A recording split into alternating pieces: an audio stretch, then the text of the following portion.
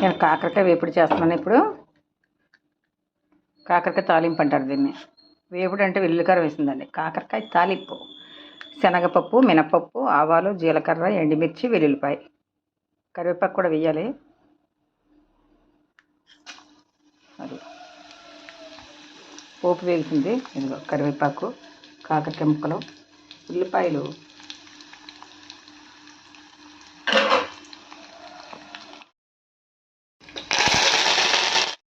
తర్వాత కాకరకాయ ముక్కలు వేస్తాను.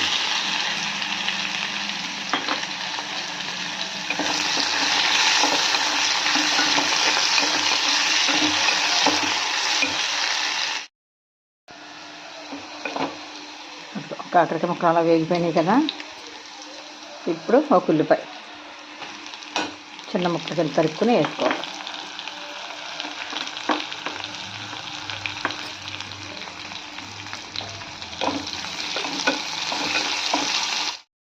ఉల్లిపాయ కూడా అలా వేగింది కదా. ఇప్పుడు ఉప్పు, పసుపు,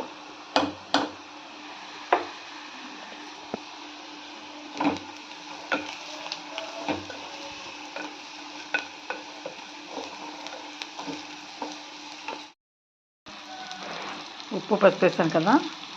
ఒక స్పూన్ చక్కెర వేస్తున్నాను. ఈ పంచదార ఇష్టమైతే వేసుకోవచ్చు, లేదు చేదుగా తింటా ఉంటే కనుక షుగర్ పేషెంట్లు తినండి. మాకు మాత్రం చేదుగా ఇష్టం ఉండదు, అందుకని కొంచెం పంచదార వేసాను.